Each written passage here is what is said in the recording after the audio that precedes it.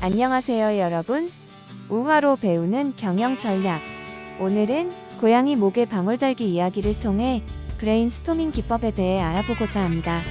우리는 일상생활이나 직장에서 다양한 문제들을 마주하게 됩니다. 그때마다 문제 해결을 위한 새로운 아이디어를 찾아야 하지요. 이럴 때 주변 사람들 혹은 팀원들과 어떻게 더 창의적으로 문제를 해결할 수 있을까요? 브레인스토밍 기법이 바로 그 해답이 될 수 있는데요. 한번 알아보도록 하겠습니다.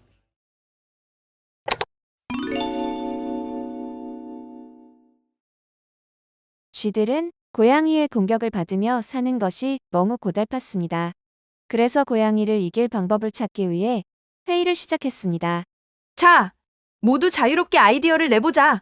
어떤 생각이든 괜찮아. 비판하지 않고 일단 들어보는 거야. 우리가 모두 고양이한테 달려가서 겁을 주는 건 어때? 고양이를 밖으로 유인하고 문을 닫아버리자. 고양이 목에 방울을 달아서 고양이가 올 때마다 소리를 내는 건 어때? 이렇게 쥐들은 다양한 아이디어들을 제시하며 고양이로부터 벗어날 방법에 대해 밤을 새며 고민했고 결국 고양이의 목에 방울을 달기로 결정했습니다. 쥐들이 고양이로부터 벗어나기 위해 진행한 회의 방식은 브레인스토밍이라는 기법입니다.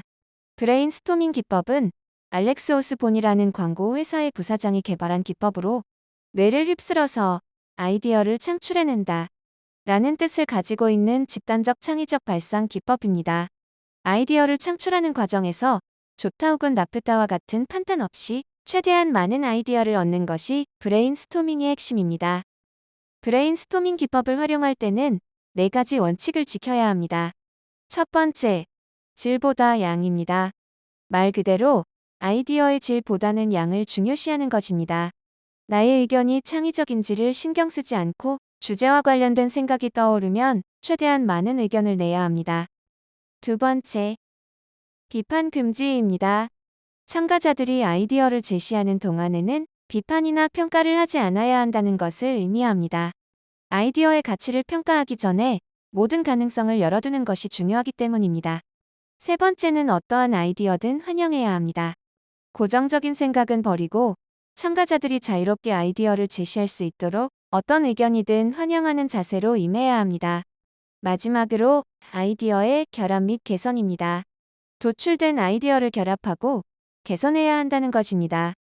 여태까지는 다양하고 러프한 아이디어들을 폭넓게 모았다면 이제 그 아이디어들을 결합하고 개선하여 더 발전된 아이디어로 강화해야 합니다. 이 과정에서 또 새롭고 창의적인 아이디어들이 도출될 수 있습니다. 그러나 브레인스토밍에는 한계도 존재합니다. 아이디어의 수에만 집중하고 비판이 금지되기 때문에 지나치게 추상적이거나 비현실적인 아이디어들이 양산되어 결국 의미 있는 결과를 도출하기 어려워질 수 있습니다. 따라서 시작 단계에서 문제를 명확하게 정의하고 아이디어들이 목표에 맞게 발전할 수 있도록 해야 합니다. 두 번째는 지배적인 인물의 영향입니다. 브레인스토밍은 팀원 간의 협력이 중요한데 한 사람이 지나치게 강력한 의견을 제시하거나 권위가 높은 인물이 있을 경우 다른 팀원들이 위축되어 자신의 아이디어를 제대로 표현하지 못하거나 특정 인물의 의견에 따르게 되어 진정한 협력과 아이디어의 공유가 어려워질 수 있습니다. 이럴 때는 온라인 도구를 활용하여 익명성을 보장하거나 사회자가 중립적인 입장을 유지하는 것이 좋겠지요? 세 번째는 시간 소모입니다. 브레인스토밍은 많은 아이디어를 빠르게 내는 것이 목표지만 실제로는 많은 시간이 소요될 수 있습니다. 모든 사람이 발언 기회를 얻어야 하고 아이디어를 평가하고 조정하는 과정까지 포함하면 시간이 길어지기 마련입니다. 따라서 명확한 시간 제한을 두고 아이디어 정리 및 평가 단계로 빠르게 넘어가는 구조를 만드는 등의 노력을 해야 합니다. 마지막 한계는 집단사고의 위험입니다. 집단사고는 의사결정 시 구성원들이 갈등을 최소화하며 의견의 일치를 유도하여 비판적인 생각을 하지 않게 되는 것을 의미합니다. 브레인스토밍의 목적은 다양한 아이디어를 내는 것인데 집단사고 현상이 일어나면 몇몇 지배적인 의견에 무비판적으로 동조하게 되어 창의적인 아이디어보다는 모두가 쉽게 동의할 수 있는 일반적이고 평범한 아이디어가 채택될 가능성이 높아집니다. 이 경우 일부러 반대의 의견을 제시해야만 하는 역할을 지정하거나 외부의 인물이나 전문가 등 외부 시각을 도입하는 것이 도움이 됩니다. 오늘의 사례는 성공과 실패 사례가 아닌 브레인스토밍 기법을 잘 활용하고 있는 기업들과 그 방법에 대해 알아보도록 하겠습니다. 아이데오는 미국의 글로벌 디자인, 컨설팅 기업입니다. 아이데오의 대표적인 제품으로는 마우스와 오랄비 어린이 칫솔 등이 있습니다. 이런 작업들을 해온 아이데오가 전 세계적으로 유명해지게 된 계기는 1999년 미국의 나이트라인이라는 방송 프로그램에서 진행한 5일간의 프로젝트 덕분입니다. 불과 5일 만에 성공적으로 마트 쇼핑카트의 디자인을 바꾸는 데 성공했고, 이로 인해 영역을 넓혀가며 맥킨지, BCG와 같은 컨설팅 업체들의 강력한 라이벌로 급부상하게 되었습니다. 이러한 아이데오에서는 새로운 아이디어를 내놓을 때 브레인스토밍 방식을 활용하는데요. 이들만의 브레인스토밍 규칙이 있다고 합니다. 1. 목표를 명확히 한다. 고객의 욕구나 서비스에 집중해 문제를 명확히 제시하는 것을 의미합니다. 2. 자체적인 규칙을 만들고 지킨다. 질보다 양을 추구한다. 엉뚱한 아이디어를 격려한다. 한 번에 한 가지씩만 이야기한다 등의 자체적인 규칙을 만들고 지킵니다.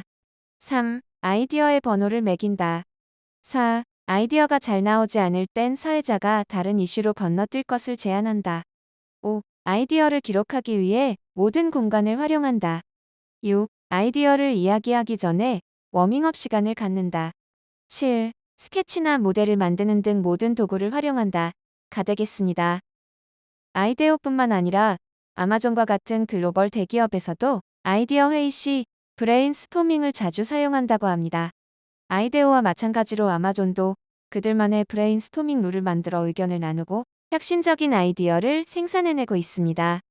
해외 기업뿐만 아니라 우리나라의 경우 롯데백화점에서 부서 간 협업 브레인스토밍 세션을 통해 영수증 없는 매장이라는 아이디어를 발굴하기도 했습니다. 2023년 하버드 비즈니스 리뷰 연구에 따르면 다양한 부서가 참여하는 브레인스토밍 세션이 혁신적인 아이디어 도출에 있어 그렇지 않을 때보다 75% 더 효과적이라고 합니다. 물론 브레인스토밍 기법이 단독으로 기업의 성패를 좌지우지하지는 않습니다. 하지만 창의적인 사고를 촉진하고 다양한 해결책을 도출하는 데 있어 중요한 도구라는 점에서 빠르게 변화하는 시장에서 기업의 경쟁력을 유지하는 데에는 큰 도움이 된다는 점을 잊지 마세요. 그럼 다음 시간에 더 재미있는 이야기로 돌아오겠습니다. 감사합니다.